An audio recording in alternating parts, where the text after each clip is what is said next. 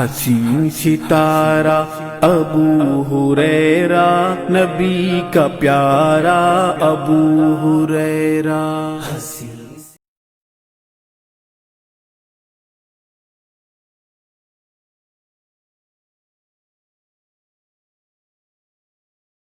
السلام علیکم ورحمۃ اللہ وبرکاتہ۔ ان الحمد للہ نحمده ونستعینه ونستغفره ونعوذ باللہ من شرور انفسنا ومن سیئات اعمالنا، من يهده الله فلا مضل له ومن يضلله فلا هادی له، واشهد ان لا الہ الا اللہ وحدہ لا شریک له، واشهد ان محمدا عبده ورسوله ارسله بالحق بشیرا ونذیرا وداعیا الى اللہ باذنہ وسراجا منیرا۔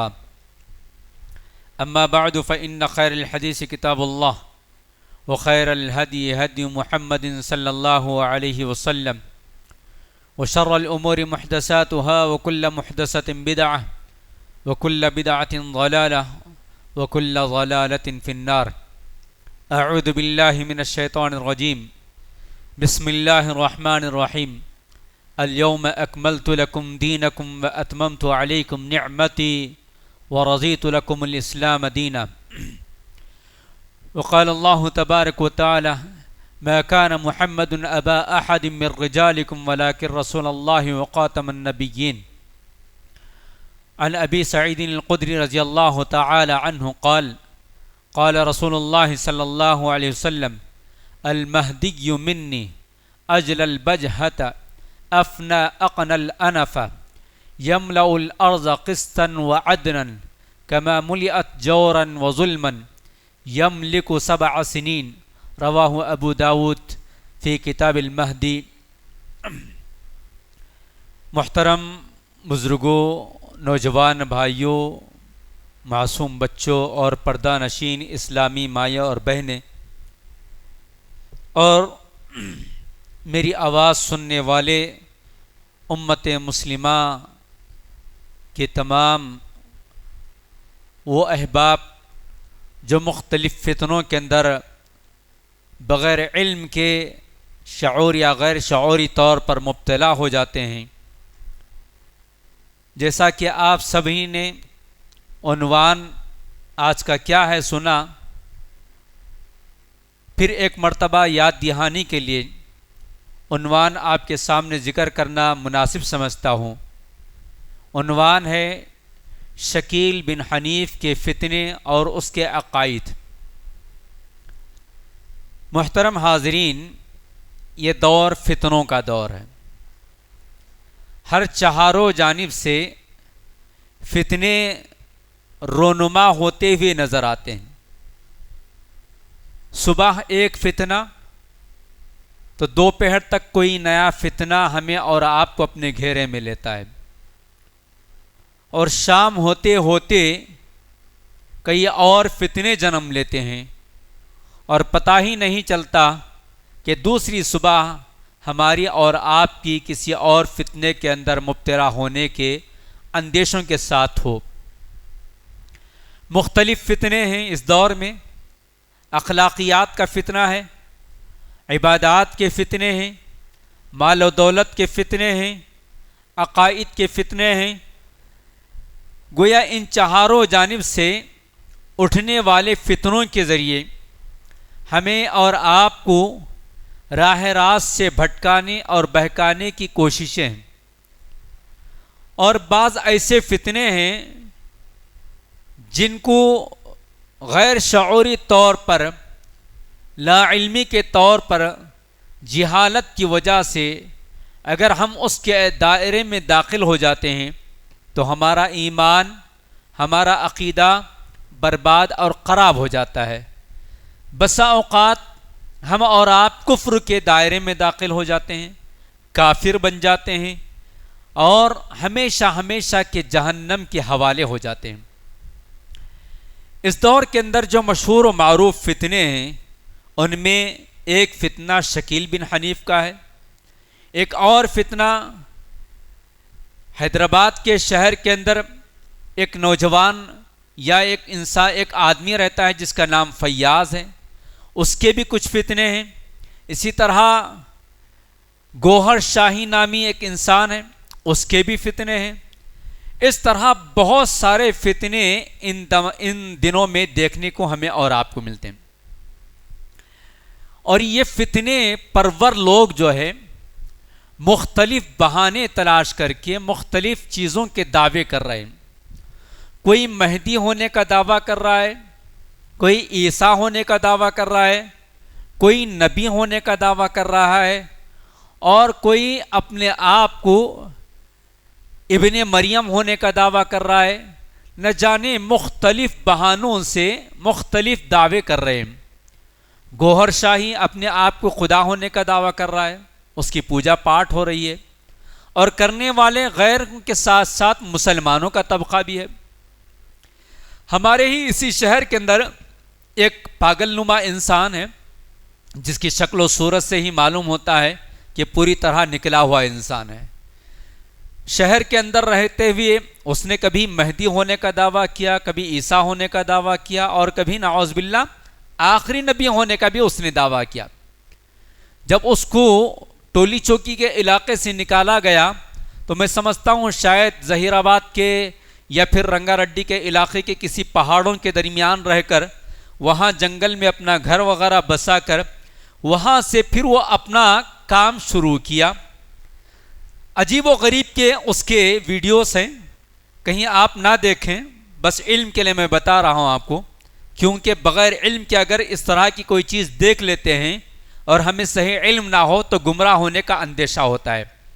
کبھی کہتا ہے جنگلوں میں آواز لگا کر، اور اس کی آواز کے بعد اگر وہاں کے پرندے آواز لگاتے ہیں تو کہتا ہے کہ دیکھو میری گواہی پرندے بھی دے رہے ہیں، میری گواہی کہ میں آخری نبی ہوں، میری گواہی پرندے بھی دے رہے ہیں۔ کبھی کچھ اور کبھی نیپال کے بارڈر پر جا رہا ہے، وہاں سے ویڈیوز بنا رہا ہے، کبھی کسی ہوٹل میں چلا جا رہا ہے، ایک عام نوجوان کو پکڑ رہا ہے، کہہ رہا ہے کچھ اپنے باتیں سنا کر اس سے کہتا ہے کہ تم میرے بارے میں کیا کہتے ہو۔ وہ جب وہ سر ہلاتا ہے تو کہتا ہے کہ دیکھو یہ بھی میرا فالوور ہے، اس نے بھی میرا اقرار کر لیا۔ گویا اس طرح ایسے لوگوں پر کام کرنے کی کوشش کرتے ہیں جو دین سے، ایمان سے، توحید سے، مساجد سے، دینی محفلوں سے، علماء سے کٹ کر رہتے ہیں۔ ایسے ہی لوگوں پر اس طرح کے کام ہوتے ہیں۔ یہ تو حیدرآباد کا ایک نمونہ تھا جس کا ذکر میں نے آپ کے سامنے کیا۔ ایک اور نمونہ ہے جس کا عنوان آج میں نے آپ کے سامنے ذکر کیا، شکیل بن حنیف۔ اس کے بارے میں ماشاءاللہ بہت سارا کام بہت سارے علماء کرام نے کیا ہے۔ ایک چھوٹا مختصر سا رسالہ ہمارے ہندوستان کے مشہور و معروف عالم دین شیخ ثناء اللہ محمدی مدنی حفظہ اللہ، جو ایک بہترین خطیب ہے، ان کا یہ کتابچہ ہے جو اردو زبان کے اندر بھی ہے اور انگلش کے اندر بھی۔ ماشاءاللہ اس مسجد کے اندر بہت سارے نسخے رکھے ہوئے ہیں، آپ اس کا مطالعہ کر لیں تو امید ہے کہ آپ کو شکیل بن حنیف کی تمام تفصیلات سے آگاہی مل جائے گی، اور آپ بھی بچ پائیں گے اور دوسروں کو بھی بچانے کی کوشش کریں گے۔ اللہ تعالیٰ جزائے خیر دے شیخ محترم کو کہ آپ نے اس فتنے کے تعلق سے بہت ساری معلومات اکٹھا کی۔ اللہ تعالیٰ پوری امت کی جانب سے آپ کو جزائے خیر عطا فرمائے۔ تو شکیل بن حنیف، اس کے تعلق سے چند باتیں میں آپ کے سامنے رکھتا چلوں گا موٹے موٹے انداز میں، تاکہ ہم بات کو سمجھ سکیں۔ تو سب سے پہلے شکیل بن حنیف ہے کون؟ شکیل بن حنیف بہار، جو ہندوستان ہی کا ایک حصہ ہے، ایک اسٹیٹ ہے، بہار کے اندر دربھنگے کے اندر ایک گاؤں ہے عثمان پور، وہاں یہ پیدا ہوتا ہے، وہیں پر پڑھ لکھ کر بڑا ہوتا ہے، اور وہیں سے یہ اپنے آپ کو جو ہے ایک الگ انداز میں لوگوں کے سامنے پیش کرتا ہے، اور اپنی دعوت کا آغاز کالج کے اسٹوڈنٹ پر کرتا ہے، یونیورسٹی کے اسٹوڈنٹ پر کرتا ہے۔ کیوں؟ اس لیے کہ ہم سب جانتے ہیں کہ کالج میں پڑھنے والے اسٹوڈنٹس، کالج میں پڑھنے والے طلباء دین سے بہت دور ہوتے ہیں، دین سے بہت دور ہوتے ہیں۔ ایسے ہی لوگوں پر اس نے محنت کرنا شروع کیا۔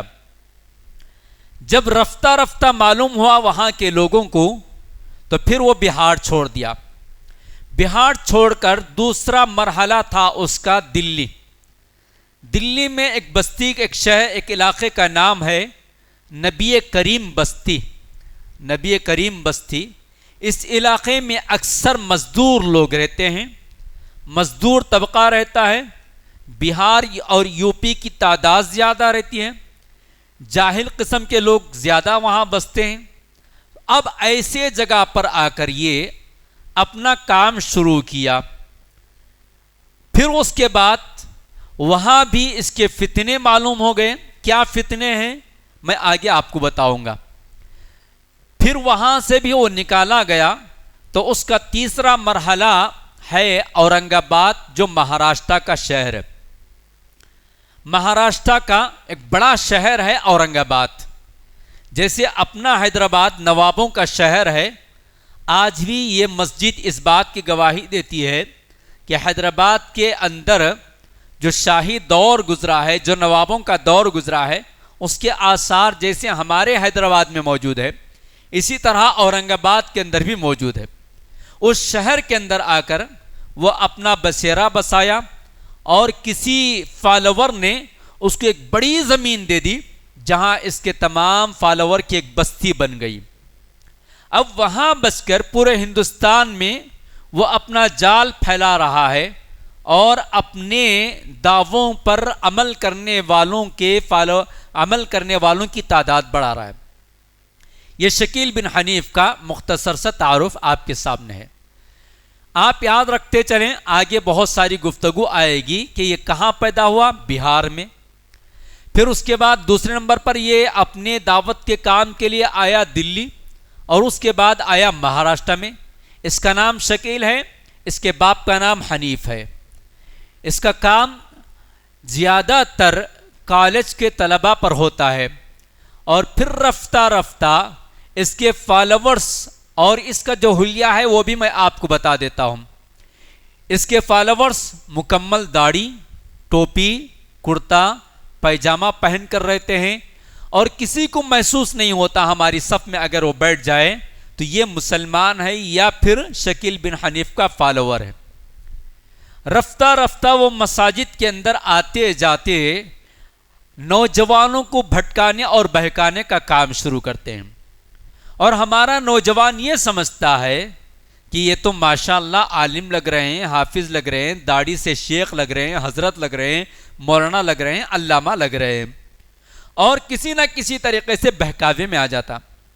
اور ایک ایک آدمی پر اتنی محنتیں لوگ کرتے ہیں، محنت کرتے کرتے کرتے جب اس کا ذہن پوری طرح ڈائیورٹ ہو جاتا ہے اور پوری طرح شکیل بن حنیف کو مان لیتا ہے، تو پھر اس کے بعد سیکنڈ اسٹیپ پر اس کو لوکل سے لے کر ڈسٹرکٹ تک پہنچایا جاتا ہے، ڈسٹرکٹ سے اسٹیٹ اور اسٹیٹ سے سینٹرل گورنمنٹ یعنی اورنگ آباد تک اس کو پہنچایا جاتا ہے.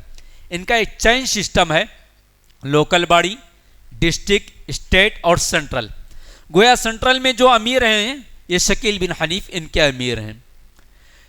تو اس اعتبار سے لوگ جو ہے بہت جلد گمراہ ہو جاتے ہیں، بہت جلد گمراہ ہو جاتے ہیں. ظاہر سی بات ہے، ٹوپی پیجامہ اور پھر جو ہے کرتا داڑھی، نمازوں کی پابندی، یہ سب چیزیں دیکھنے کے بعد ایک انسان جس کے پاس اس کا جواب نہیں ہے، آنسر نہیں ہے، تو گمراہ ہونا لازم ہے. اب اس کے بعد آئیے آگے بڑھتے ہیں کہ آخر اس کا فتنہ کیا ہے. اس کا فتنہ کیا ہے کہ آج اس کے نام پر ٹاپک لے کر آپ کی خدمت میں حاضر ہونا پڑا. شیخ ثناء اللہ مدنی یا دیگر شیخ اسعد اعظمی اور دیگر علماء اور ائمہ کو کتابیں لکھنا پڑا. مولانا شیخ عبد الحتیب عمری مدنی حفظہ اللہ کو اس موضوع پر تقریر کرنا پڑا، اور بے شمار بڑے بڑے اکابر علماء، چاہے وہ ہمارے اپنے ہو یا دیگر تنظیموں کے علماء ہو، انہوں نے بھی اس پر بیان کیا. تو آخر اس کا فتنہ کیا ہے؟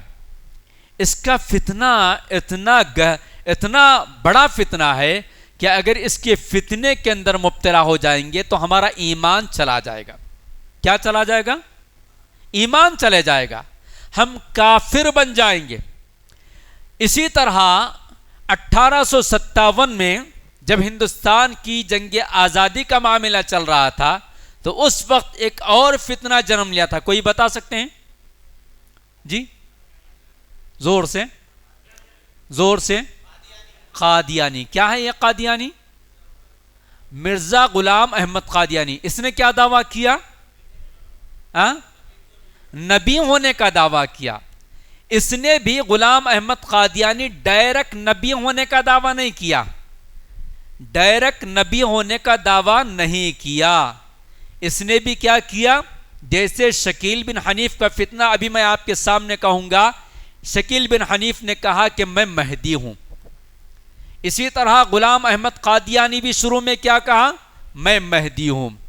پھر اس نے جیسے شکیل بن حنیف دوسرے اسٹیپ پر کہا کہ میں عیسیٰ ہوں، اسی طرح غلام احمد قادیانی بھی دوسرے اسٹیپ پر کہا کہ میں عیسیٰ ہوں، میں ابن مریم ہوں.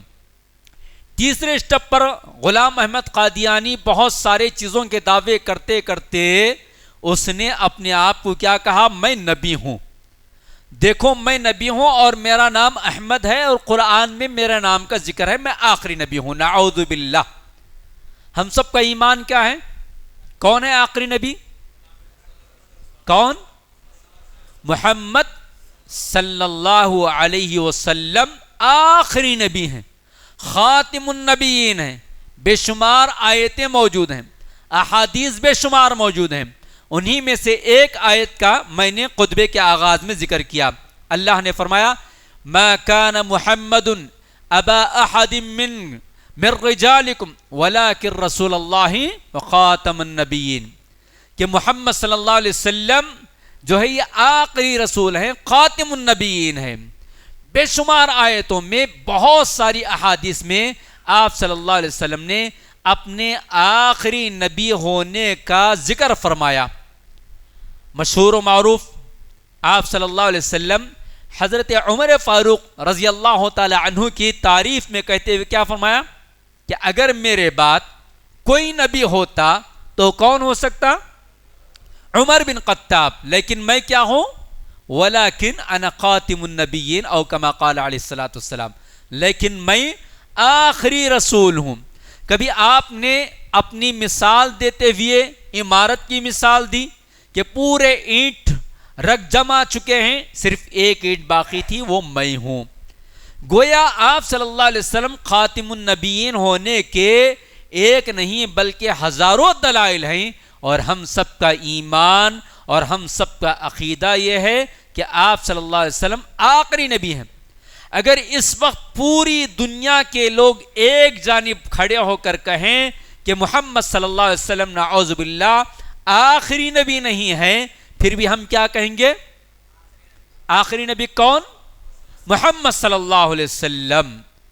تو گویا اسی طرح غلام احمد قادیانی نے اسٹیپ بائی اسٹیپ جس طرح دعوے کرتے کرتے اپنے آپ کو نبی ہونے کا دعویٰ کیا، اور اس وقت پوری دنیا کے اندر دنیا کے اکثر علاقوں میں اس کے فالوورز ہیں. اس کا کعبہ الگ ہے، اس کا حج الگ ہے، اس کی کتابیں الگ ہے، اس کا سب کچھ الگ ہے. اور اس ملعون کی موت ہوئی. یہ ملعون، یہ خبیث مرا تو کہاں مرا؟ ٹوائلٹ میں مرا. اور اس وقت کے سب سے بڑے عالم دین اور اس وقت جتنے بڑے بڑے فتنے تھے ہندوستان کے اندر، تمام فتنوں کے لیے ہمیشہ ڈٹ کر مقابلہ کرنے والی شخصیت، ہر ایک کا جواب دینے والی شخصیت، آریہ سماج ہو یا پھر کمیونزم ہو، سوشلزم ہو، قادیانیت ہو، بریلویت ہو، جتنے قسم کے اس دور میں فتنے تھے، ان تمام فتنوں کا مقابلہ کرنے والی ایک شخصیت، اگر ان کا نام اگر آپ بتائیں تو مجھے یقین ہو سکتا ہے کہ آپ یہاں بیٹھے ہوئے نوجوانوں میں ماشاءاللہ علم سیکھنے کی تڑپ ہے اور اپنے اسلاف سے آپ کا تعلق ہے. ماشاءاللہ ماشاءاللہ. الحمدللہ. بہت خوشی ہوتی ہے آپ جیسے نوجوانوں کا جب ہم جواب سنتے ہیں. کیا نام ہے؟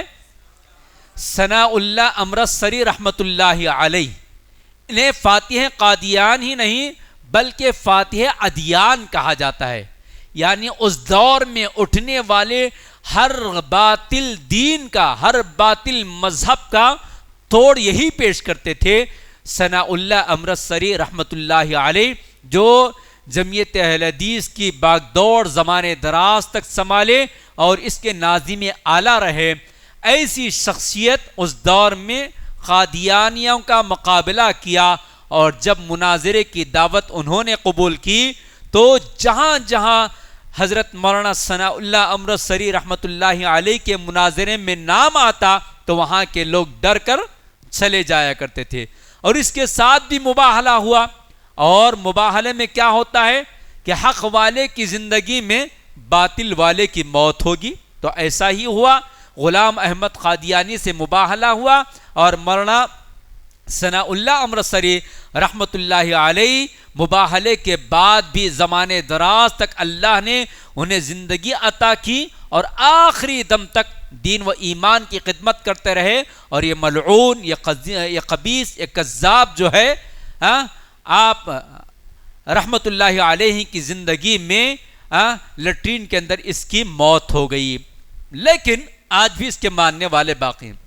تو اسی طرح ہمارے ملک کے اندر یہ پھر سے ایک اور فتنہ اٹھا ہے، ایسا نہیں کہ آج بلکہ ہر دور میں اس طرح کے فتنے آتے ہیں۔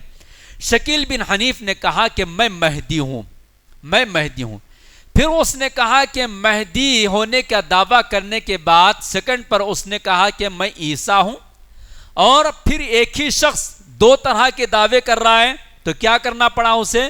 یہ کہنا پڑا کہ دیکھو مہدی اور عیسیٰ الگ نہیں، مہدی اور عیسیٰ الگ نہیں بلکہ دونوں بھی ایک ہی ہیں، یعنی مہدی کا نام عیسیٰ اور عیسیٰ کا نام مہدی ہے، اور دونوں بھی میں ہوں۔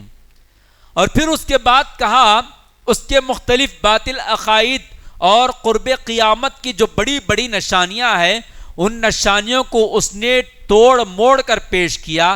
اس نے کہا کہ دجال کسی آنے والی چیز کا نام نہیں، کسی انسان کا نام دجال نہیں، بلکہ دجال کون ہے؟ کون؟ ہمارا دجال کے تعلق سے آپ علیہ الصلوۃ والسلام کی جو پیشن گویاں ہم آپ کو آگے بتائیں گے۔ اس نے کہا کہ دجال سے مراد امریکہ ہے، فرانس ہے، دجال سے مراد امریکہ ہے اور فرانس ہے۔ اب دجال کے بارے میں بہت ساری چیزیں آپ صلی اللہ علیہ وسلم نے بتایا کہ زمین پر کتنی تیزی کے ساتھ وہ چلے گا، کیسے کیسے رہے گا، تو اس نے کہا کہ دیکھو اس کا مطلب ہے سیٹلائٹ ہے جو ہر جگہ نکلتا ہے۔ پھر اس نے کہا کہ ٹھیک ہے، آپ صلی اللہ علیہ وسلم نے دجال کے بارے میں کہا کہ میں آگے حدیث بتاؤں گا آپ کو۔ آپ صلی اللہ علیہ وسلم نے کہا کہ دجال کی پیشانی پر کاف فا را لکھا ہوا رہے گا، ہر پڑھنے والا اور نہ پڑھنے والا دجال کو دیکھ کر سمجھ جائے گا اور پڑھ لے گا اس کی پیشانی پر کیا لکھا ہوا ہے، کافر۔ تو اس نے کہا کہ دیکھو امریکہ، امریکہ میں امریکہ کے اندر سے کاف لے لیا اور فرانس میں سے فا را لے لیا، کہا کہ دیکھو کافر، کافر گویا امریکہ اور فرانس کے اوپر لکھا ہوا ہے۔ تو اس طرح اس نے تعویلات کرتے ہوئے جہاں حدیث کا انکار کیا، وہیں پر آپ صلی اللہ علیہ وسلم کی پیشن گوئیوں کو اپنی عقل کے مطابق بنانا شروع کیا۔ گویا یہ ایک دروازہ کھول کر بہت سارے دروازے کھولنا چاہتا ہے، انکار حدیث کے، عقل کے گھوڑے دوڑانے کے، اور قرب قیامت کی جو نشانیاں ہیں ان نشانیوں کو اپنے حساب سے ڈھالنے کے لیے۔ چلیے اس کے بعد چلتے ہیں، اس نے جو دعویٰ کیا ہے مہدی ہونے کا، اس کا نام کیا ہے؟ کیا نام ہے؟ شکیل بن حنیف۔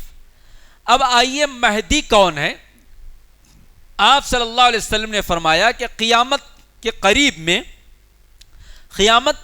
میں ایک میرے خاندان سے ایک بندہ پیدا ہوگا، اللہ تعالیٰ اس کے ذریعے اصلاح کروائے گا، پوری امت کی اصلاح ہوگی، پوری دنیا کی اصلاح ہوگی۔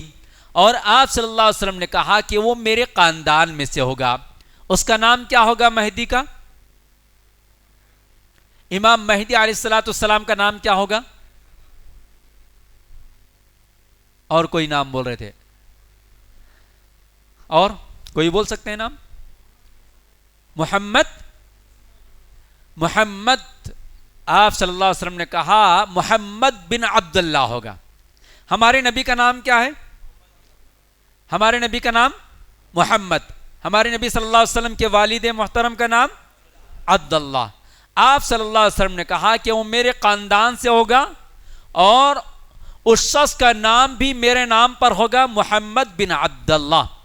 شکیل کا نام کیا ہے؟ شکیل بن حنیف. پہلا نام ہی غلط ہے، نام ہی غلط ہے. دوسری چیز، آپ صلی اللہ علیہ وسلم نے کہا کہ امام مہدی جو پیدا ہوں گے وہ آپ صلی اللہ علیہ وسلم کے خاندان سے ہوں گے. شکیل بن حنیف آپ صلی اللہ علیہ وسلم کے خاندان سے نہیں ہے. چلیے اس کے بعد امام مہدی کہاں پیدا ہوں گے، امام مہدی کے اوصاف کیا ہے، امام مہدی کتنے سال زمین پر کام کریں گے، اور اس کے تعلق سے میں آپ کو ایک حدیث سناتا ہوں.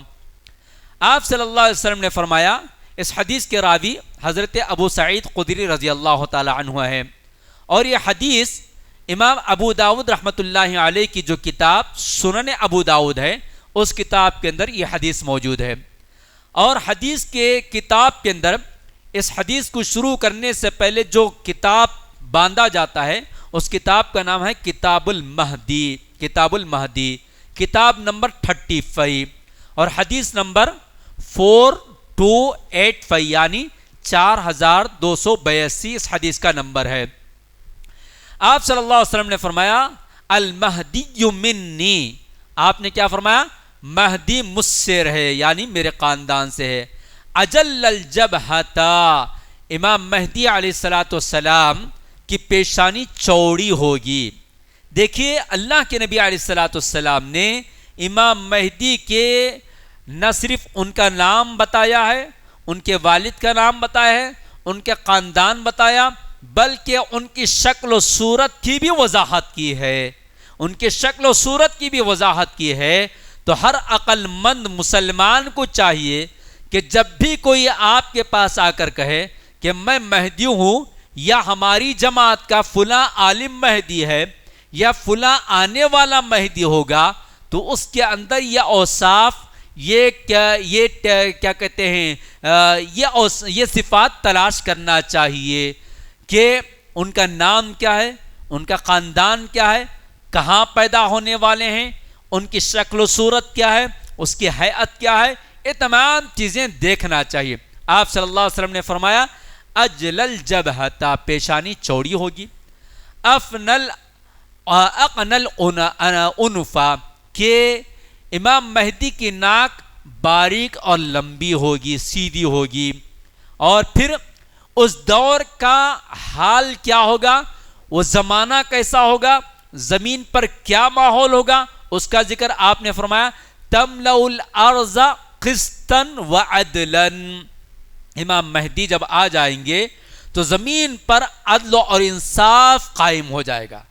زمین پر ہر چہاروں جانب عدل و انصاف قائم ہو جائے گا، جس طرح ان کے آنے سے پہلے زمین پر ظلم اور زیادتی چھائی ہوئی رہے گی. آج کا دور، شکیل بن حنیف آ کر آج تک اس نے دعویٰ کر قریب 15 سال ہو رہا ہے. 15 سال ہو رہا ہے. زمین پر عدل و انصاف قائم ہے کیا؟ عدل و انصاف قائم ہے؟ ظلم و ستم ختم ہو گیا؟ ختم ہونا تھا تو 15 سال کس کی حکومت چل رہی ہے ہمارے پاس؟ ہے عدل و انصاف؟ ہر لمحہ ہم اور آپ کس میں جی رہے ہیں؟ ڈر اور خوف میں جی رہے ہیں. ہماری مسجدیں، ہمارے مدرسے، ہماری جائیداد، ہمارے شاپس، ہمارا ایمان، ہمارا نوجوان، ہماری بہن بیٹیوں کی عزت و آبرو، ان کا ایمان امن و سلامتی سے ہے. 15 سال ہو رہا ہے تقریباً دعویٰ کر کے. پوری دنیا کا جائزہ نہیں، بلکہ بس جس شہر کے اندر رہ کر وہ دعوت دے رہا ہے، کیا وہاں عدل و انصاف قائم ہوا ہے؟ اورنگ آباد میں، اورنگ آباد کو پہچاننے کے لیے ایک مثال دے، ایک شخص کا نام بتا دیتا ہوں میں. کوئی بتا سکتے ہیں؟ 2 مشہور شخصوں کا نام بتائیے اورنگ آباد سے. ہاں وہ تو گزرے ہوئے. آج کے دور میں آپ کو امتیاز جلیل صاحب جہاں سے ایکس ایم پی تھے اس وقت ہار گئے. وہ اس وقت ہار گئے امتیاز جلیل صاحب. دوسرے چلیے دعوت و تبلیغ کے نام سے ایک نام مشہور ہے ایڈوکیٹ فیض صاحب کا نام. گویا اس شہر کے اندر بھی عدل و انصاف قائم نہیں ہوا, وہاں سے بھی ظلم و زیادتی کا خاتمہ نہیں ہوا. تو پھر اس کے بعد آپ صلی اللہ علیہ وسلم نے فرمایا اس کے اندر یملک 7 سنین کہ یہ امام مہدی کا جو زمانہ ہوگا 7 سال کا ہوگا. دوسری روایتوں کے اندر 8 کا بھی 9 کا بھی ذکر ہے. چلیے مان لیتے ہیں کہ 8 یا 9 کے تعداد بھی اگر ہم مان لیتے ہیں تو پھر یہ جھوٹا مہدی ہونے کا دعویٰ کرنے والا ملعون شکیل بن حنیف کو دعویٰ کیے ہوئے کتنے سال ہو گیا؟ تقریباً 15 سال ہو گیا. جبکہ یہاں امام مہدی کتنے سال کام کرنے والے ہیں زمین پر؟ 7 سے 9 سال کا وقفہ ہے. 7 سے 9 سال کا وقفہ ہے.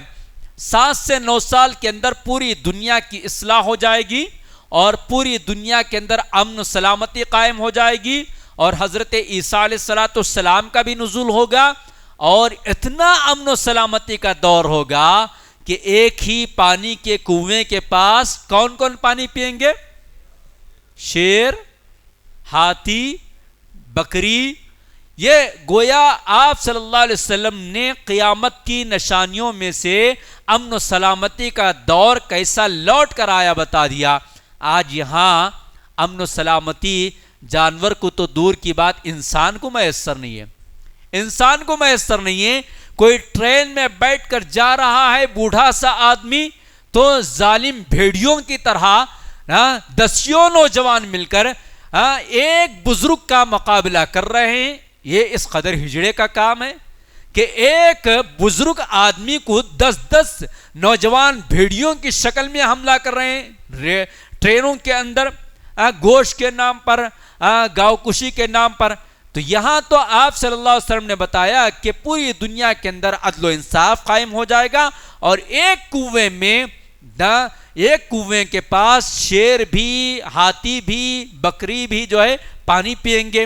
تو یہ بھی یہاں بھی معلوم ہوا کہ یہ غلط ہے. اس حدیث کے روح سے بھی شکیل بن حنیف کا دعویٰ پوری طرح غلط ہے. نہ اس کا نام محمد ہے، نہ اس کے والد کا نام محمد عبداللہ ہے، نہ وہ عدل و انصاف قائم کیا ہے اور نہ اس کے آنے کے بعد ظلم اور زیادتی کا خاتمہ ہو گیا، بلکہ وہ اور اس کی عمر بھی جو ہے عدل و انصاف قائم کرنے کی 7 نہیں 9 نہیں بلکہ اس سے کہیں زیادہ بڑھ کر ہو گیا ہے. چلیے اس کے بعد ایک اور حدیث آپ کے سامنے امام مہدی کے بارے میں رکھ دیتا ہوں میں. اس حدیث کی بھی روایت حضرت ابو سعید خدری رضی اللہ تعالی عنہ کرتے ہیں ان رسول اللہ صلی اللہ علیہ وسلم قال یخرج فی آخر امتی المہدی، کہ آپ صلی اللہ علیہ وسلم نے فرمایا کہ میری امت میں آخری دور میں ایک مہدی پیدا ہوگا. اللہ تبارک و تعالی اس کے ذریعے اس کے دور میں کیا کیا کام کروائے گا، اس کا دور کیسا ہوگا، اس کے بارے میں ذکر فرمایا. اسق اللہ الغیث، آپ صلی اللہ علیہ وسلم نے فرمایا اللہ تعالیٰ پوری زمین کو سیراب کر دیں گے بارش کے ذریعے، پورے زمین کو سیراب کر دیں گے بارش کے ذریعے. وَتَخْرُجُ الْأَرْضَ نَبَاتَهَا، اور زمین سے فصل اگے گی، زمین سے فصل اگے گی. وَأَعْتَ الْمَالَ وَيُعْتَ الْمَالَ صِحَاحًا، کہ وہ جو ہے یعنی امام مہدی لوگوں کو مال اتنا دیں گے ہر مانگنے والے کا دامن بھر جائے گا، چادر بھر جائے گی، اتنا دینے والے ہوں گے. اب یہ ملعون جو اپنے آپ کو مہدی ہونے کا دعویٰ کر رہا ہے، نہ اس کے پاس دینے کے لیے ہے، نہ اس کے فالوورز کو زندگی گزر بسر کرنے کے لیے اس کے پاس دینے کے لیے کوئی چیز موجود ہے.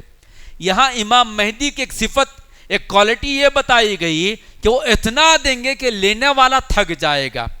اور امام مہدی کے زمانے میں اللہ تعالیٰ بارش کے ذریعے زمین کو شاداب کر دے گا اور زمین سے اناج نکلے گا. مارکیٹ ہم سب جاتے ہیں، سبزی کا کیا ریٹ ہے؟ کم سے کم 40 سے کم نہیں ہے، 100 150، ٹماٹر کبھی 200 بھی ہو گیا، پیاز کبھی آنسو رلا دیتی ہے کاٹتے ہوئے کبھی خریدتے ہوئے۔ گویا آج کا یہ مہنگائی کا دور، اگر یہ ملعون کے دعوے کے مطابق وہ اگر مہدی ہوتا تو پھر آج پوری زمین کے اوپر سیرابی کے ذریعے پورا اناج سستا ہونا تھا، پورا اناج سستا ہونا تھا۔ ہم ایک چھوٹا سا ادارہ چلاتے ہیں آندھرا کے اندر۔ ابھی میں پرسوں اپنی ٹرسٹ کی میٹنگ رکھا تو میں نے پوچھا کہ کیوں اتنا دال کا خرچ کیوں اتنا بڑھ گیا؟ تو ہمارے ذمہ دار نے کہا کہ مولانا آپ جانتے ہیں سبزی کا ریٹ کیا ہے، سبزی کھلانا گویا ہمارے بس کی بات نہیں ہے، اس لیے دال کا خرچ بڑھ گیا۔ تو اگر اس ملعون کے مطابق یہ مہدی ہوتا تو آج ساری کی ساری چیزیں کیا ہونا تھا؟ سستی ہونا تھا، مگر نہیں ہوا ہے۔ پھر اس کے بعد جو ہے آپ صلی اللہ علیہ وسلم نے ایک اور چیز بتائی، وَتُكْسِرُ الْمَاشِيَةَ وَتَعْظِمُ الْأُمَّةَ يَعِيشُ۔ پھر اس کے بعد آپ صلی اللہ علیہ وسلم نے یہاں تک بتا دیا کہ یہ امام مہدی جو ہے 7 اور 8 یعنی حججن، یا تو یہ 7 سال یا 8 سال کا زمانہ رہے گا۔ یہ حدیث المستدرک کے اندر موجود ہے اور کتاب الفتن والملاحم کے اندر موجود ہے، کتاب نمبر 46 اور جلد نمبر 4 اور حدیث نمبر 8673 یعنی 8673 کے اندر یہ حدیث موجود ہے۔ اس کے ان احادیث کے ذریعے بھی یہ بات معلوم ہوئی کہ یہ امام مہدی کا جو دعویٰ کر رہا ہے یہ جھوٹا ہے۔ ابھی میں آتے ہوئے مسجد نبوی علیہ السلام کے موجودہ ایک امام جو عالمی طور پر علم و عمل کے اندر بہت ہی مشہور و معروف شخصیت ہے، جن کی 100 کتابیں ہیں اور بڑی سیدھی سادی شخصیت ہے، ان کا نام ہے فضیلت الشیخ عبد المحسن محمد قاسم حفظہ اللہ کی کتاب امام مہدی علیہ السلام کے بارے میں اور دجال کے بارے میں بڑی تفصیلی کتاب ہے۔ وہاں میں نے بہت سارے احادیث کا مطالعہ کیا اور اسی طرح ہمارے مولانا شیخ ثناء اللہ مدنی حفظہ اللہ کی کتاب کے اندر بھی بہت ساری احادیث موجود ہیں۔ اس کتابچے کے اندر بھی بہت سارے احادیث موجود ہیں، آپ دیکھ لے سکتے ہیں، اس کا بھی مطالعہ کرنے پر آپ کو بہت سارے احادیث مل جائیں گے۔ کیونکہ ہمارے پاس اتنا وقت نہیں ہے کہ میں پورے احادیث کا آپ کے سامنے ذکر کروں، بس اس لیے میں بطور دلیل جو ہے 1-2 حدیثوں کا آپ کے سامنے میں نے ذکر کیا۔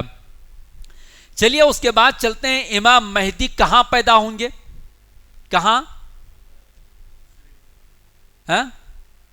امام مہدی جو کام کریں گے وہ دمشق میں کام کریں گے، اور جب ان پر ظلم اور زیادتی زیادہ ہو جائے گی تو جو پناہ لیں گے امام مہدی رکن یمانی اور مقام ابراہیم کے درمیان پناہ لیں گے۔ کہاں ہے رکن یمانی؟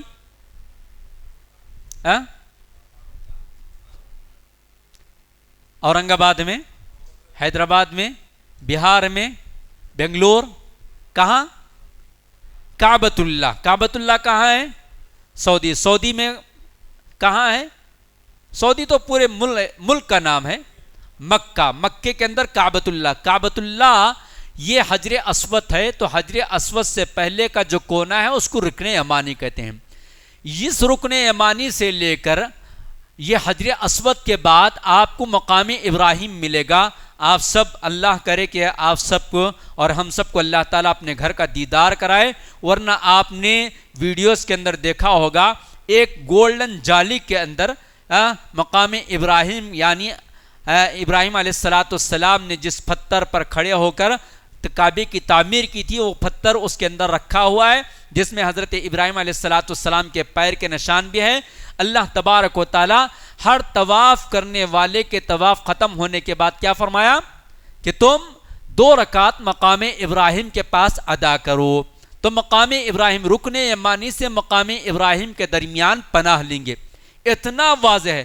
اب یہ کہاں پناہ لیے ہوئے ہیں؟ شکیل بن حنیف کہاں پناہ لیا؟ اورنگ آباد۔ بہار سے نکالا گیا، دلی سے نکالا گیا، اور کہاں ہے؟ اورنگ آباد میں پناہ لیا ہے۔ نہ وہاں رکن یمانی ہے، نہ مقام ابراہیم ہے، نہ وہ کعبۃ اللہ کی زمین ہے، نہ مکے کی سرزمین ہے، اور نہ اس کے ساتھ اس طرح ظلم و زیادتی ہوئی جس طرح امام مہدی کے ساتھ ظلم و زیادتی ہوتی ہے۔ چلیے اس کے بعد مختصر سے اس نے دوسرا دعویٰ کیا کیا؟ عیسیٰ علیہ السلام ہونے کا دعویٰ کیا۔ اب ایک ہی شخص دو چیزوں کا دعویٰ کر رہا ہے تو کیا کرنا پڑے گا اس کو؟ کچھ نہ کچھ توڑ موڑ کر پیش کرنا پڑے گا۔ تو اس نے کل تک کہتا تھا کہ میں مہدی ہوں، اور اچانک کہا کہ میں عیسیٰ ہوں، تو آپ کہیں گے بھائی کل آپ مہدی تھے تو آج عیسیٰ کیسے بن گئے؟ تو پھر کیا کرنا پڑے گا؟ کہنا پڑے گا کہ دیکھو مہدی کوئی الگ چیز نہیں، عیسیٰ کوئی چیز نہیں۔ پہلے مہدی، مہدی سے عیسیٰ، دونوں کا نام ایک ہی ہے، دونوں کا نام ایک ہی ہے۔ اس طرح اس نے پیش کرتے ہوئے ایک ضعیف روایت کا حوالہ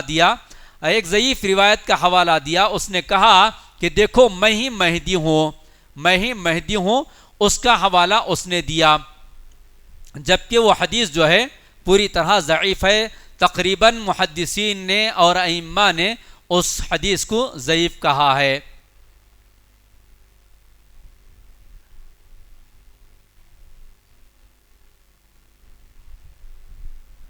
آپ صلی اللہ علیہ وسلم نے فرمایا کہ لا ازداد الامر الا شدۃ ولا الدنیا الا ادبارا ولا الناس الا شحا ولا تقوم الساعة الا على شرار الناس ولا المہدی الا عیسی ابن مریم۔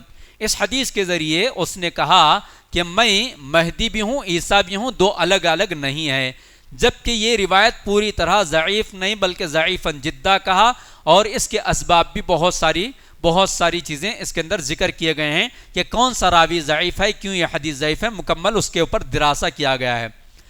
تو جبکہ یہ دعویٰ اس کا جھوٹا ہے۔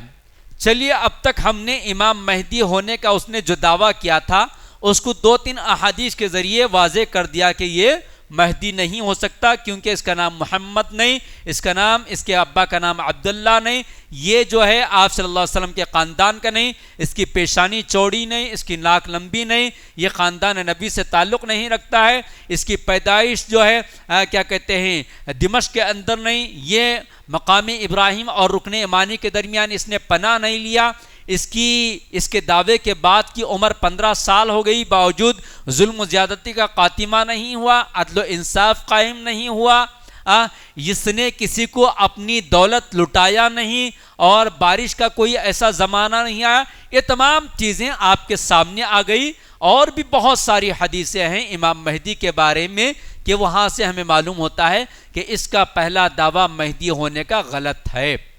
اب اس نے دوسرا جو دعویٰ کیا سیکنڈ اسٹیپ پر اپنے آپ کو عیسیٰ کہا۔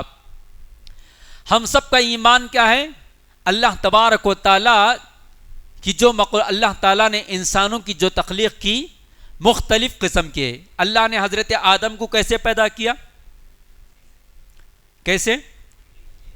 حضرت آدم کے والد والدہ ہے نہیں، حضرت حوا کو آدم، تو پہلی قدرت حضرت آدم علیہ السلام ہے بغیر ماں بغیر باپ کے، دوسری قدرت حضرت حوا کی ہے بغیر ماں کے، پھر اس کے بعد ہم سب ہیں ماں باپ کے ساتھ، پھر تیسری قدرت اللہ تعالیٰ کی ہے حضرت عیسیٰ کیسے پیدا ہوئے؟ بن باپ کے، شکیل بن حنیف، عیسیٰ ابن مریم کس کا نام ہے؟ حضرت عیسیٰ کے والدہ کا نام ہے، نہ کہ والد کا نام ہے۔ بات ختم۔ اب پورے احادیث یا آیات کی بھی ضرورت نہیں ہے، یہیں پر ہماری عقل کام کرنا چاہیے کہ اللہ تعالیٰ بار بار قرآن میں ذکر کیا عیسی ابن مریم، عیسی ابن مریم، عیسی ابن مریم، کہ عیسیٰ کی نسبت، عیسیٰ کی لنک کس کے ساتھ جوڑی جا رہی ہے؟ ان کی والدہ کے ساتھ، کیونکہ وہ ان کے والد نہیں ہیں۔ آپ کا نام شعیب، آپ کے ابو کا نام شیخ اسماعیل، شعیب بن شیخ اسماعیل، شعیب صنف شیخ اسماعیل، یہاں شکیل بن حنیف ہے، جبکہ حضرت عیسیٰ کی نسبت کس کے ساتھ جوڑی جا رہی ہے؟ مریم علیہ السلام کے ساتھ جوڑی جا رہی ہے۔ عیسی ابن مریم، قرآن میں جہاں جہاں حضرت عیسیٰ کا ذکر ہے آپ پڑھ لیجئے، آپ کو ترجمہ بھی پڑھنے کی ضرورت نہیں ہے، صرف قرآن پڑھ لیجئے آپ، سورہ مریم پڑھ لیجئے، سورہ بقرہ پڑھ لیجئے، سورہ آل عمران پڑھ لیجئے، جہاں جہاں حضرت عیسیٰ کا ذکر ہے وہاں عیسیٰ ابن مریم کا ذکر ہے۔ ایک چیز، عیسیٰ علیہ السلام کہاں اٹھا لیے گئے ہیں، کہاں ہیں اس وقت؟ آسمان پر۔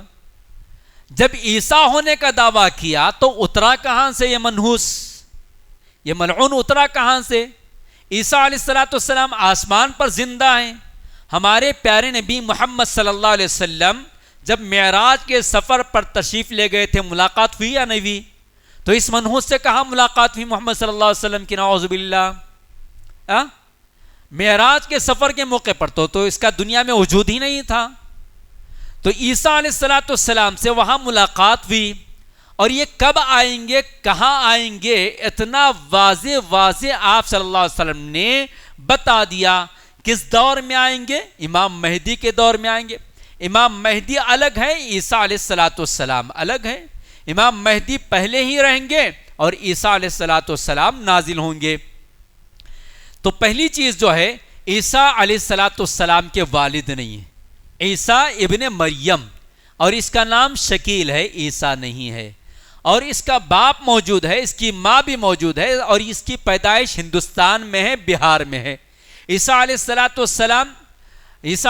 السلام اس زمانے میں اٹھا لیے گئے، نبی صلی اللہ علیہ وسلم کے نبی بننے سے ہزاروں سال پہلے عیسیٰ علیہ السلام کا زمانہ ہے، اٹھا لیے گئے، آسمان پر موجود ہے، اور قیامت کے قریب ان کا نزول ہوگا، اور نبی بن کر نہیں بلکہ ایک امت کر آئیں گے۔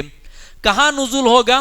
حضرت عیسیٰ علیہ السلام ملک شام میں آئیں گے، ہندوستان میں نہیں، بھارت میں نہیں، ہندوستان میں نہیں، بھارت میں نہیں، انڈیا میں نہیں، اور کیا نام ہے اپنے ملک کے؟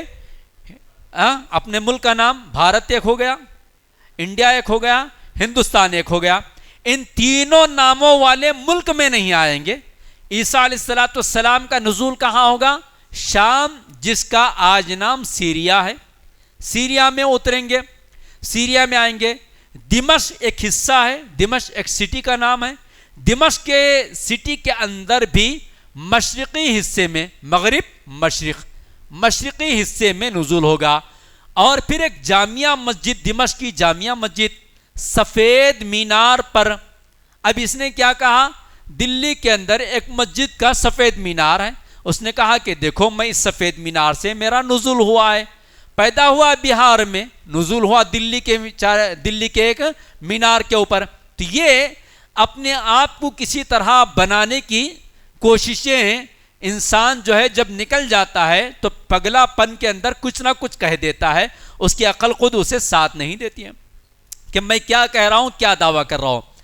آپ صلی اللہ علیہ وسلم نے حضرت عیسیٰ علیہ السلام کے نزول ہونے کا ایک ایک چیز کو واضح کر دیا کہ کب نزول ہوگا، کیا وقت ہوگا، کون سی نماز کا ٹائم ہوگا، کون سے کپڑے پہنے ہوئے رہیں گے، کس انداز سے اتر کر آئیں گے، مینار کا رنگ کیا ہوگا، حصہ کون سا ہوگا، سر کے بالوں سے کیا ٹپکتا ہوا نظر آئے گا، کتنی خوبصورتی رہے گی، یہ تمام کی تمام چیزیں احادیث کے اندر موجود ہے۔ آپ صلی اللہ علیہ وسلم نے فرمایا حضرت عیسیٰ علیہ السلام کے بارے میں، حضرت نواس بن سمعان رضی اللہ تعالیٰ عنہ اس حدیث کے راوی ہیں، اور صحیح مسلم کے اندر یہ حدیث موجود ہے، کتاب الفتن کے اندر موجود ہے۔ قال فبینما هو كذلك اذا بعث الله المسيح ابن مریم فينزل عنده المنارة البيضاء شرقي دمشق بين مهروتين واضعا كفيه على أجنحة ملكين۔ آپ صلی اللہ علیہ وسلم نے فرمایا کہ اللہ تبارک و تعالی مبعوث کرے گا، یعنی بھیجے گا عیسیٰ ابن مریم کو، اور وہ جو نازل ہوں گے ایک منارے کے اوپر، اور وہ منارہ جو ہے بیضاء یعنی سفید ہوگا، اور دمشق کے شرقی حصے پر، مشرقی حصے میں۔ اور وہ کیسے؟ وہ جب اتریں گے تو فرشتوں کے پروں کے اوپر اپنے دونوں ہاتھوں کو رکھ کر ٹیک دے کر اتریں گے. واضعاً کفیہ علی اجنحۃ ملکین، دو فرشتے، ادھر ایک فرشتہ اور ادھر ایک فرشتہ. تو اس ملعون کو کون سے فرشتے ملے؟ کہاں سے یہ اپنے ہاتھوں کو رکھ کر اترا ہے؟ ہم سب کو جاننا چاہیے کہ بہکاوے میں بہت جلد نہیں آنا چاہیے.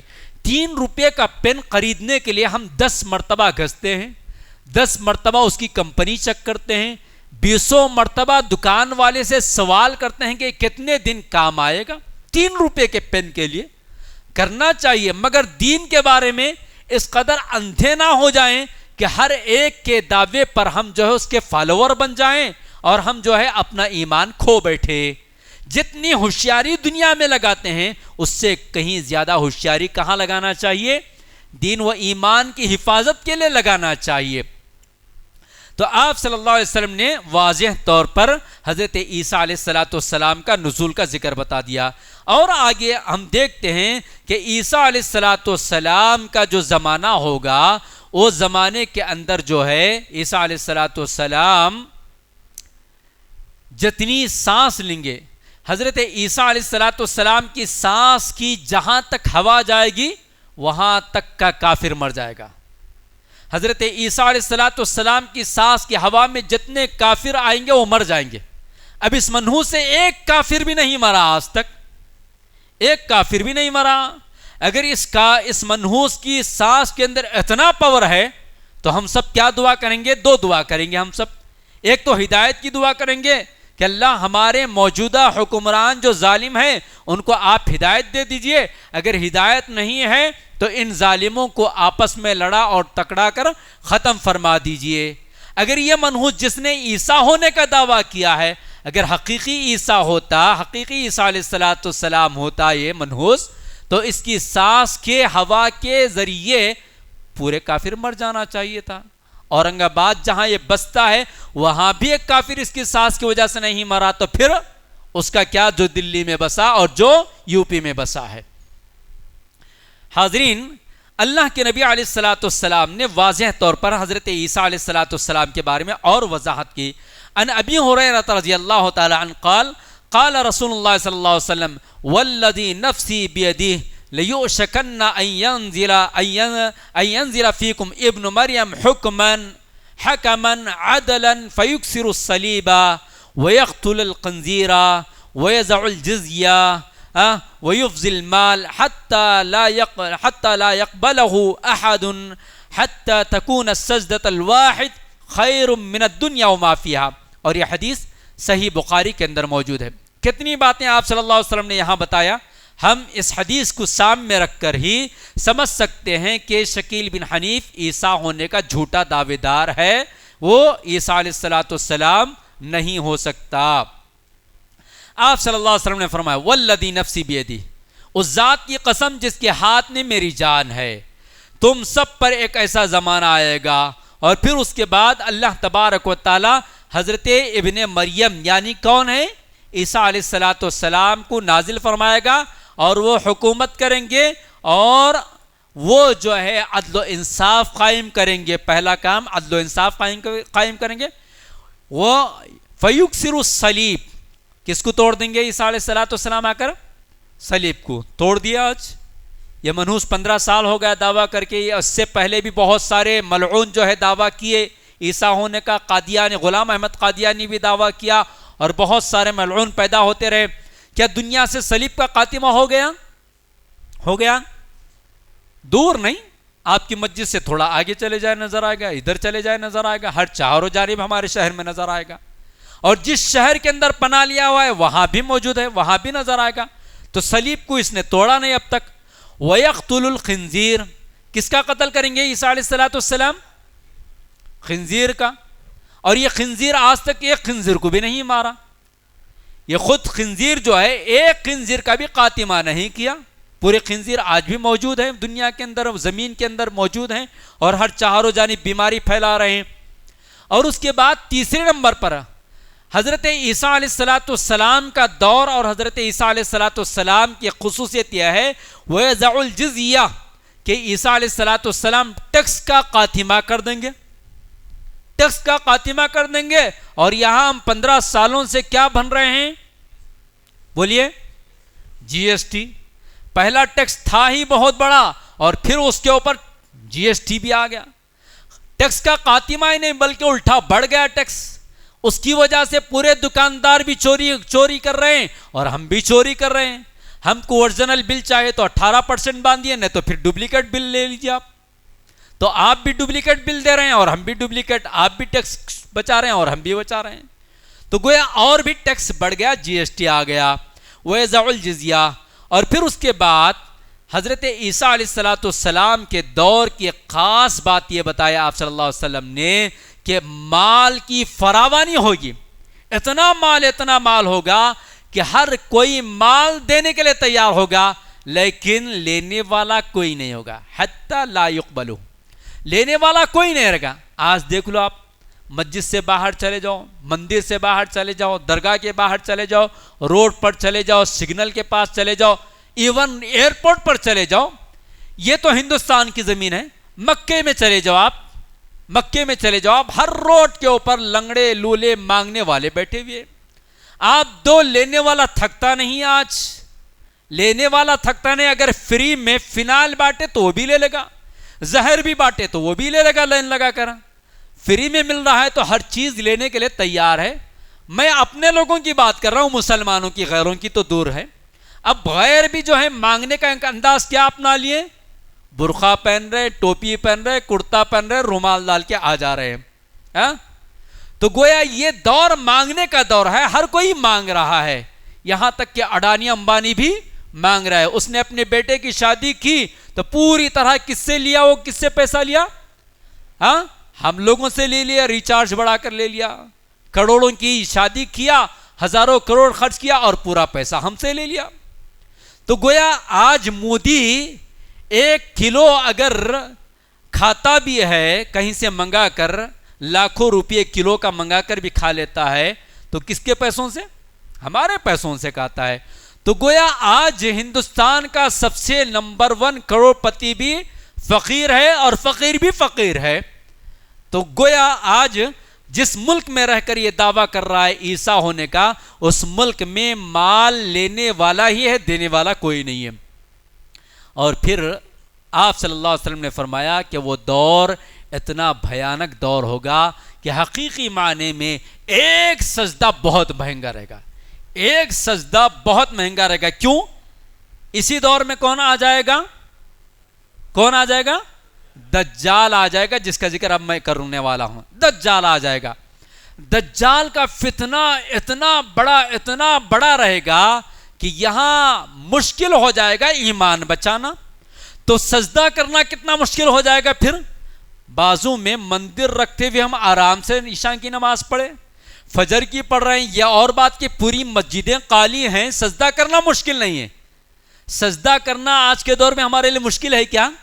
ہم مشکل بنا لیے ہیں، مسجد تک آنا ہمارا مشکل ہے، ورنہ مسجدیں تو ماشاءاللہ ہر چہاروں جانب بڑی بڑی مسجدیں بن رہی ہیں، لاکھوں کی مسجدیں بن رہی ہیں۔ کتنی بڑی مسجدیں؟ کروڑوں روپیوں کی مسجدیں بن رہے ہیں، 2 کروڑ، 3 کروڑ، 4 کروڑ کی مسجد، عالیشان جھومر، عالیشان اے سی مسجد نہیں بلکہ آرام گاہ بن رہے ہیں۔ اور اس مسجد کا امام کتنے روپے پہ تنخواہ، کیا تنخواہ ہے اس مسجد کی امام کی؟ جھومر، اے سی، قالین، ایسا قالین کہ پھر اس کے اوپر چادر بچھائی جاتی ہے۔ جب چادر ہی بچھانا ہے تو پھر قالین کی ضرورت نہیں، پھر ایسا ماربل کہ پھر اس کے اوپر لاکھوں روپے خرچ کر رہے ہیں آپ۔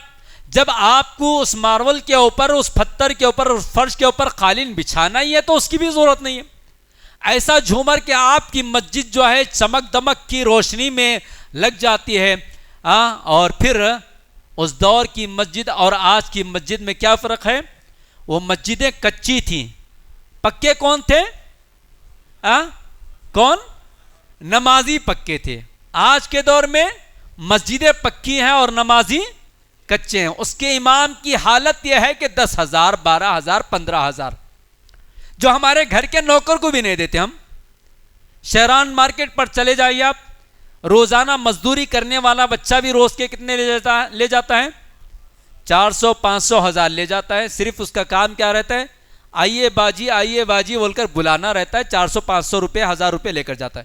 یہاں آپ کی مکمل دین و ایمان کی حفاظت کرنے والا, آپ کی نماز کی امامت کرنے والے امام کی تنخواہ 10-12 ہزار 15 ہزار, اور مسجد ماشاء اللہ. جبکہ حضرت عیسیٰ علیہ السلام کے دور میں آپ نے کیا فرمایا؟ حتی تکون السجدۃ الواحدہ خیر من الدنیا وما فیہا. سبحان اللہ اکبر. کہ حضرت عیسیٰ علیہ السلام کے زمانے کا ایک سجدہ پوری دنیا کے اندر جو کچھ ہے اس سے بہتر ہوگا, اتنا مشکل ہو جائے گا. آج اتنا آسان ہے.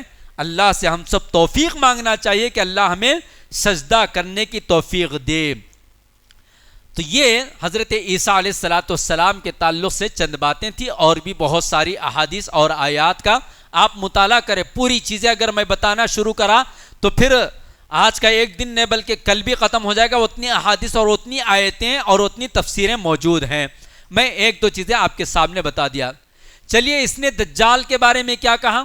شروع میں نے کہا تھا دجال کے بارے میں کیا کہا؟ امریکہ فرانس کیا ہو سکتا ہے؟ ہمارا آپ صلی اللہ علیہ وسلم کی ایک ایک بات پر ایمان ہے. پوری دنیا جھوٹی ہو سکتی ہے, نبی کا فرمان, نبی کی حدیث, نبی کا قول, نبی کی پیشن گوئی نہیں, جھوٹی نہیں ہو سکتی. آپ صلی اللہ علیہ وسلم نے جو کچھ بتا دیا ہے, جس کو محدثین نے صحیح طور پر کھنگال کر لا کر صحیح حدیث کے اندر جمع کر دیا, وہ صحیح ہے. آپ صلی اللہ علیہ وسلم نے دجال کی ایک ایک چیز کی وضاحت کی کہ وہ کیسا ہوگا, اس کے ہاتھ میں کیا ہوگا, وہ کتنا لمبا ہوگا, وہ کہاں آئے گا, کہاں نہیں آئے گا, ساری کی ساری چیزیں آپ صلی اللہ علیہ وسلم نے بتا دیا. دجال کی حقیقت کیا ہے؟ دجال کی حقیقت کے بارے میں جیسا کہ میں نے مسجد نبوی علیہ السلام کے امام کا نام ذکر کیا, شیخ عبد المحسن محمد بن قاسم حفظہ اللہ کی کتاب جو ہے دجال کی حقیقت پر عربی کے اندر موجود ہے. انہوں نے دجال کے بارے میں لکھتے ہوئے بتایا, المسیح الدجال من بنی آدم. مسیح الدجال یہ ابن آدم سے ہوگا, یہ مرد ہوگا, عورت بھی نہیں. کسی ملک کا نام یا کسی چیز کا نام نہیں, کسی عمارت کا نام, کسی گورنمنٹ کا نام نہیں ہے, کسی کمپیوٹر کا نام نہیں, کسی سیٹلائٹ کا نام نہیں, انٹرنیٹ کا نام نہیں, کسی ٹرین کا نام نہیں ہے. بہت سارے لوگوں نے دجال کے معاملے میں اپنی عقل کو دوڑایا. ماضی میں کسی نے دجال کے بارے میں کہا کہ یہ پلین ہے, یہ ٹرین ہے, یہ کمپیوٹر ہے, یہ انٹرنیٹ ہے, یہ ریکٹ ہے.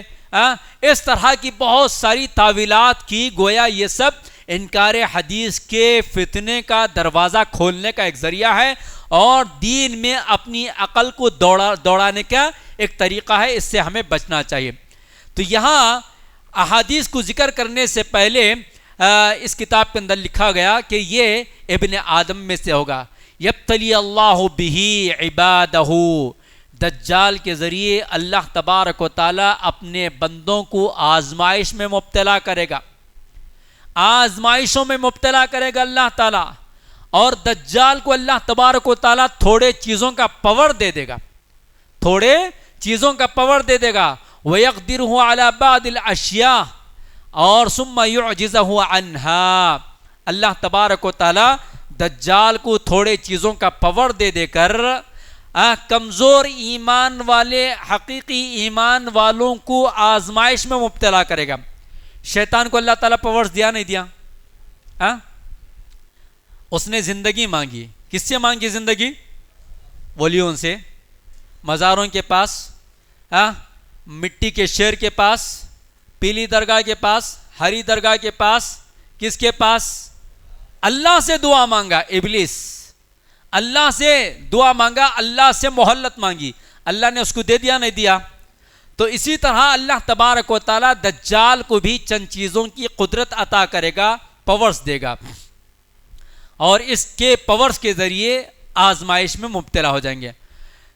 امام محترم نے اپنی کتاب کے اندر ایک بہت بڑے قاضی گزرے ہیں وقت کے، ان کا قول نقل کیا، قال القاضی العیاض رحمہ اللہ احادیث التی ادخلها مسلم، یعنی امام المسلم فی صحیح، امام مسلم رحمۃ اللہ علیہ نے دجال کے تعلق سے جتنی احادیث کو اپنے کتاب کے اندر نقل کیا ہے فی قصۃ دجال، کہ دجال کے قصے کے تعلق سے حجتاً اہل الحق فی صحت وجودہ، تمام اہل حق کے لیے یہ احادیث جو امام مسلم نے اپنے کتاب صحیح مسلم کے اندر نقل کیا ہے، حق پسند لوگوں کے لیے یہ کافی ہے دجال کے وجود کے لیے۔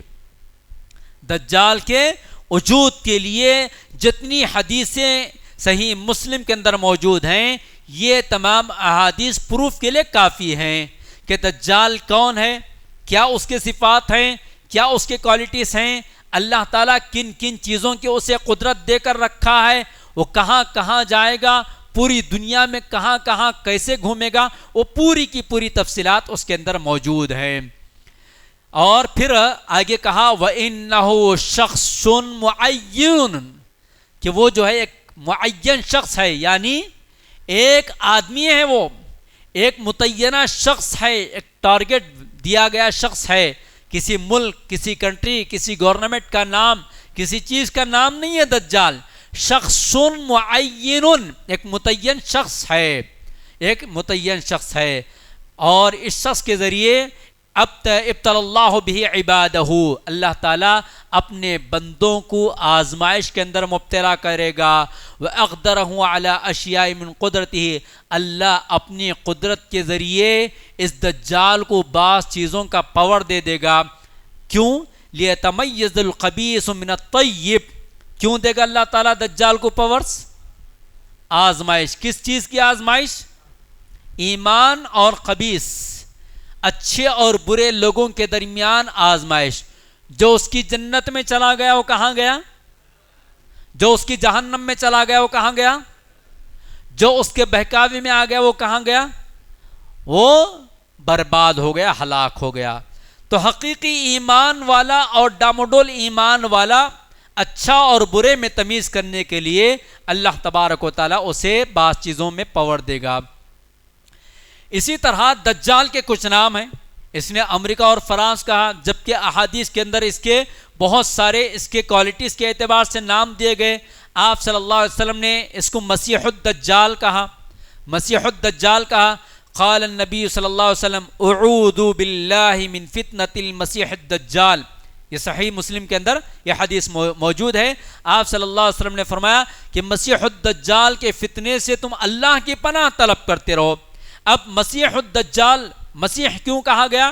مسیح دو معنوں میں اس کو کہا گیا، اس لیے کہ آپ صلی اللہ علیہ وسلم نے فرمایا مسیح الزلالہ، دوسری روایت میں آپ صلی اللہ علیہ وسلم نے اس کو مسیح الزلالہ بھی کہا۔ آپ نے فرمایا مسیح الزلالہ یخرج من قبل المشرق، یعنی یہ کہاں سے نکلے گا؟ مشرق سے نکلے گا، مشرق سے یہ نکلے گا۔ زلالہ یعنی گمراہ ہوگا یہ، اور گمراہ کرنے والا ہوگا۔ مسیح کیوں کہا گیا اس کو؟ ریزن کیا ہے؟ لمسیح الارض، لمسیحت الارض، یہ زمین کے ایک کونے سے دوسرے کونے کو بڑی آسانی سے چلا جائے گا، بڑی آسانی کے ساتھ چلا جائے گا یہ، تو اس لیے اس کو مسیح کہا گیا۔ اور پھر اس لیے بھی کہا گیا کہ یہ کیونکہ لوگوں کو گمراہ کرنے کے لیے ہر طرح کے جھوٹ کو اپنائے گا، اور ایک ہاتھ میں جنت اور ایک ہاتھ میں جہنم لے کر چلا جائے گا، تو اس کے لیے بھی اس کو مسیح کہا گیا۔ دجال اس کو کیوں کہا گیا؟ اس لیے کہ یہ جھوٹا دعویٰ کرنے والا ہوگا، جھوٹے چیزوں کا دعویٰ کرنے والا ہوگا، اور لوگ اس کو جھٹلائیں گے، ایمان والے اس کو جھٹلائیں گے۔ اور پھر جمیع بلدانہا الا المکہ والمدینہ، یہ کہاں کہاں داخل ہوگا؟ پوری زمین میں، پوری زمین میں جا سکتا ہے، چل سکتا ہے، پھر سکتا ہے، مگر کہاں نہیں جائے گا؟ یہ مکہ اور مدینہ نہیں جائے گا، مکہ اور مدینہ نہیں جائے گا۔ تو گویا یہ ایک آدمی ہے، ایک انسان ہے دجال، جو قیامت کے قریب آئے گا۔ اور اسی طرح اس کو مسیح الدجال کیوں کہا گیا؟ اس کی ایک وجہ یہ بھی بتائی، محدثین نے، شارحین نے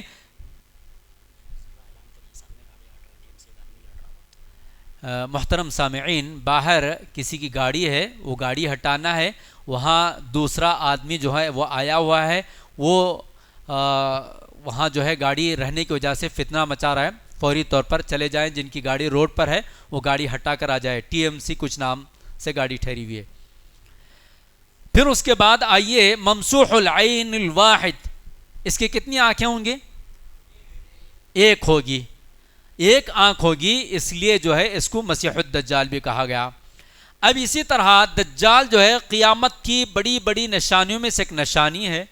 آپ صلی اللہ علیہ وسلم نے فرمایا، ایک حدیث ہے جس کے اندر آپ صلی اللہ علیہ وسلم کی ایک طویل حدیث ہے، اس میں آپ صلی اللہ علیہ وسلم کے بارے میں صحابی نے کہا، اطلع النبی صلی اللہ علیہ وسلم علینا ونحن نتذاکر فقال ما تذاکرون قال نذکر الساعہ۔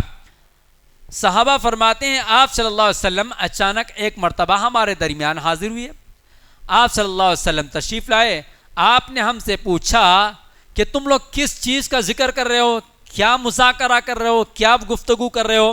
تو صحابہ نے کہا کہ اللہ کے نبی صلی اللہ علیہ وسلم ہم قیامت کے تعلق سے گفتگو کر رہے ہیں، قیامت کی نشانیوں کے بارے میں ہم گفتگو کر رہے ہیں۔ تو آپ صلی اللہ علیہ وسلم نے اس موقع پر 10 باتیں بتائی، اس موقع پر 10 نشانیاں بتائیں قیامت کے قائم ہونے سے پہلے کیا کیا بڑی بڑی نشانیاں، ان میں سے 10 کا ذکر فرمایا۔ آپ نے فرمایا قال انها لن تقوم حتى ترون قبلها 10 آیات، قیامت اس وقت تک قائم نہیں ہوگی جب تک کہ تم اس کے قائم ہونے سے پہلے 10 بڑی بڑی نشانیوں کو نہ دیکھ لو۔ ان میں سے کیا ہے؟ فذکر، آپ صلی اللہ علیہ وسلم نے ذکر کیا الدخان، دھواں، والدجال، دجال دوسرے نمبر پر ہمارے موضوع کے اعتبار سے دجال، اور پھر اس کے بعد چلیے میں صرف نام ذکر کر دیتا ہوں، والدابہ ایک جانور کا ذکر ہے، وطلوع الشمس من مغربها، سورج کا طلوع ہونا کہاں سے؟ اب کہاں سے طلوع ہو رہا ہے سورج؟ مشرق سے۔ غروب کہاں ہو رہا ہے؟ مغرب، مگر قیامت کے قریب کہاں سے؟ مغرب سے طلوع ہوگا۔ ونزول عیسی ابن مریم، ایک اور نشانی قیامت سے پہلے عیسیٰ علیہ السلام کا نزول، ویأجوج ومأجوج، آپ صلی اللہ علیہ وسلم نے ان نشانیوں کا ذکر کیا، اور یہ حدیث صحیح مسلم کے اندر موجود ہے۔ تو دجال ایک ایسا فتنہ ہے، اس فتنے سے نہ صرف ہمارے آخری نبی خاتم النبیین سید المرسلین امام الانبیاء رحمت للعالمین محمد مصطفیٰ صلی اللہ علیہ وسلم ہی نے ہمیں اپنی امت کو نہیں ڈرایا، بلکہ ہر دور کے نبی نے اپنی امت کو ڈرایا ہے۔ ہر دور کے نبی نے اپنی امت کو دجال کے فتنے سے ڈرایا ہے۔ یہ کوئی صرف ہمارے نبی نے ڈرایا ایسی بات نہیں، بلکہ ہر زمانے کے نبی نے اپنی امت کو ڈرایا ہے۔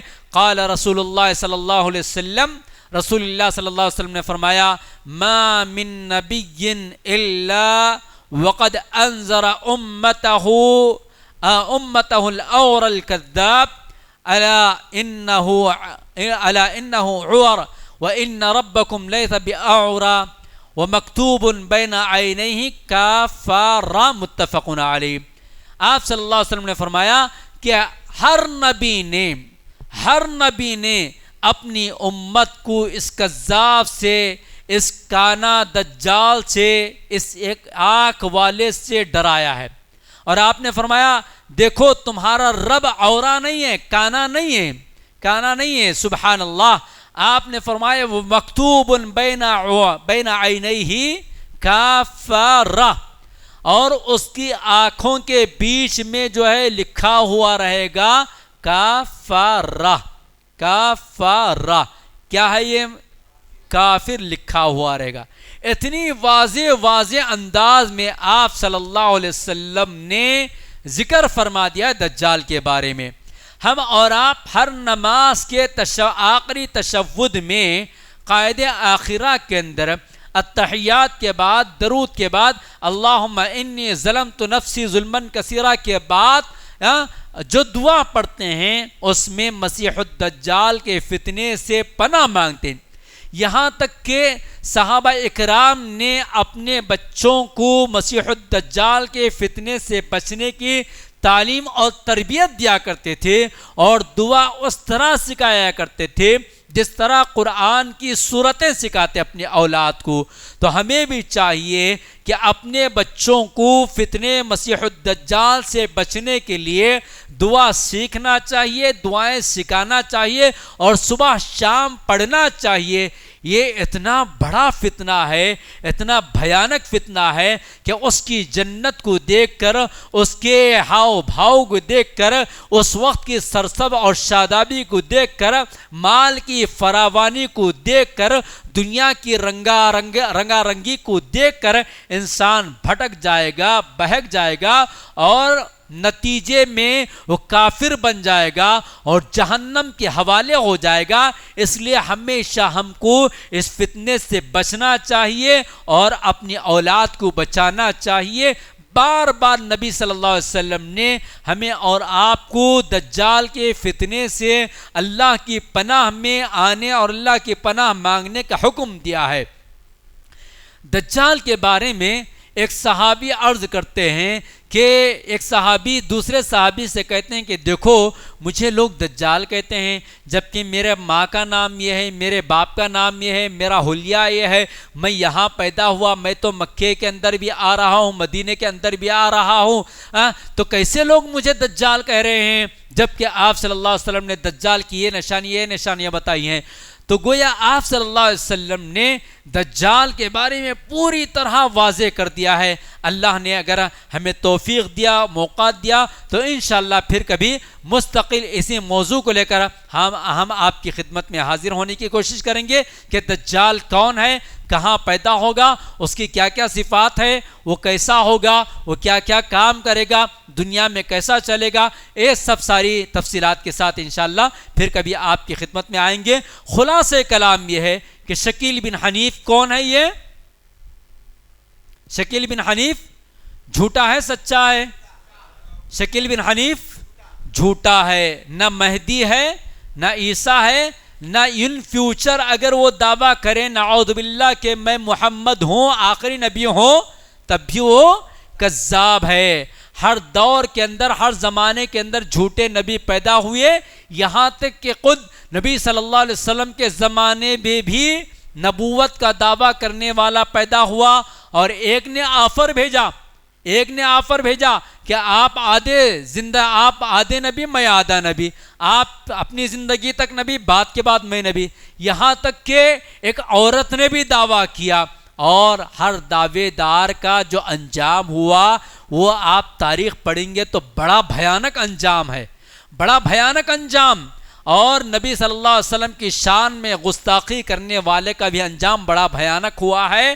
یہاں تک کہ کتے نے بھی برداشت نہیں کیا نبی صلی اللہ علیہ وسلم کی شان میں گستاخی کرنے والے انسان کا خاتمہ کر دیا.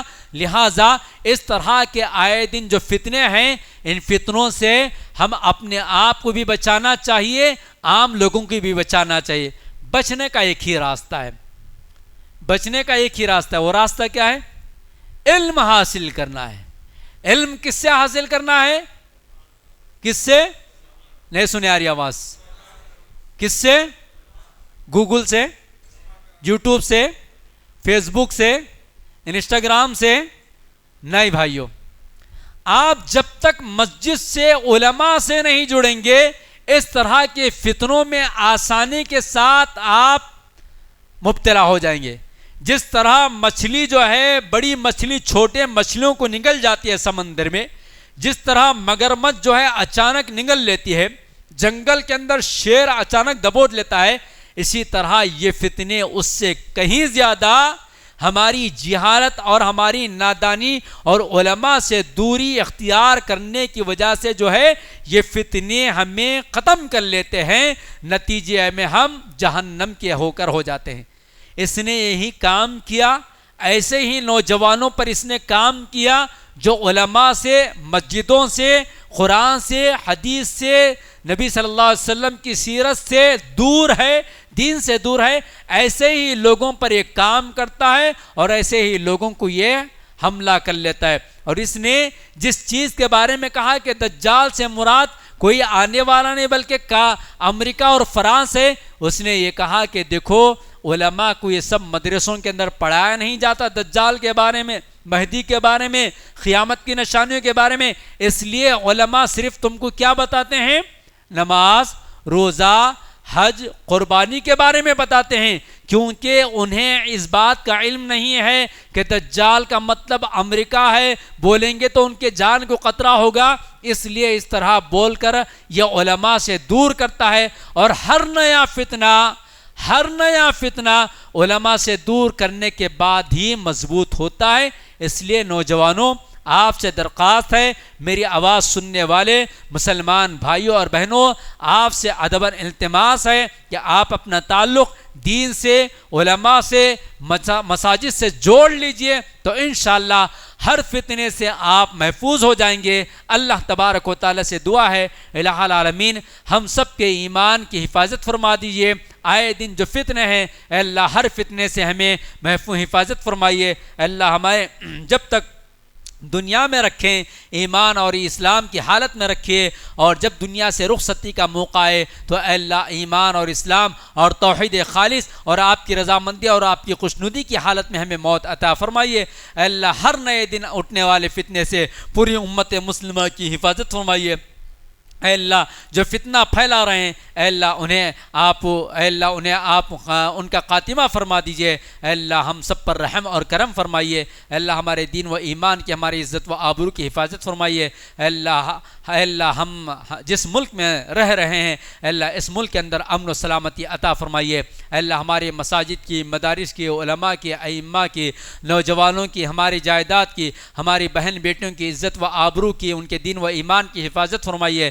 اے اللہ ہم سب مسلمانوں کے اور پورے ہندوستان کے انسانوں کے اے اللہ ان کے جان و مال کی حفاظت فرمائیے۔ اے اللہ مسجد اقصیٰ کو آزاد فرما دیجئے۔ اے اللہ اہل غزہ پر رحم فرمائیے۔ اے اللہ حرمین کی حفاظت فرمائیے۔ اے اللہ حرمین کی حفاظت فرمائیے، حرمین کی خادموں کی حفاظت فرمائیے۔ اے اللہ ہم سب کو قرآن و حدیث کے مطابق دین و ایمان کی باتیں کرنے، اس پر عمل کرنے اور صحیح منہج کو اختیار کرنے کی توفیق عطا فرمائیے۔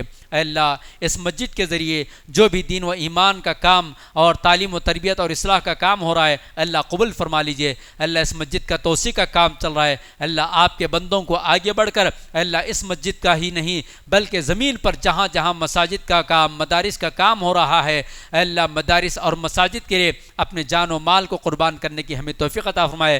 اے اللہ ہم ہندوستان کے مسلمانوں کو آپ کے نبی کے نام پر مرنے کے بجائے آپ کے نبی کے نام پر صحیح زندگی گزارنے کی توفیق عطا فرمائے۔ اللہ صحیح اور سچے اسلام کے پیروکار بنا دیجئے۔ اللہ آپ کے نبی سے سچی محبت کرنے والا بنا دیجئے۔ اللہ میلاد کے نام پر اللہ جتنی کچھ خباثتیں اللہ ہمارے ملک اور ہمارے شہر کے مسلمانوں نے کیا ہے اللہ ان سب کو ہدایت عطا فرمائیے۔ اللہ سچی محبت کے تقاضوں پر عمل کی توفیق عطا فرمائے۔ اللہ ہم سب کو آپ کے نبی کا سچا متبع بنا دیجئے۔ اللہ سچی اتباع کرنے والا بنا دیجئے۔ اللہ مدارس اللہ اس دور میں چلنا اور چلانا بہت مشکل ہے، اللہ آپ کی مدد اور آپ کی نصرت چاہیے۔ اللہ تمام مالداروں کو اللہ تمام اہل ثروت کو اپنی دولت، اپنا پیسہ مساجد کے لیے، مدارس کے لیے، دین و ایمان کے کاموں کے لیے، دعوت کے کام کے لیے خرچ کرنے کی اللہ انہیں توفیق عطا فرمائیے۔ آمین۔ بارک اللہ لنا ولکم فی القرآن العظیم ونفعنا وإیاکم بالآیات والذکر الحکیم انہ تعالی جواد ملک رؤوف رحیم ورب حلیم۔ والسلام علیکم ورحمۃ اللہ وبرکاتہ۔ مزید علماء اور مقررین کے بیانات سننے کے لیے ہمارے YouTube چینل کو سبسکرائب کیجیے۔ جزاک اللہ۔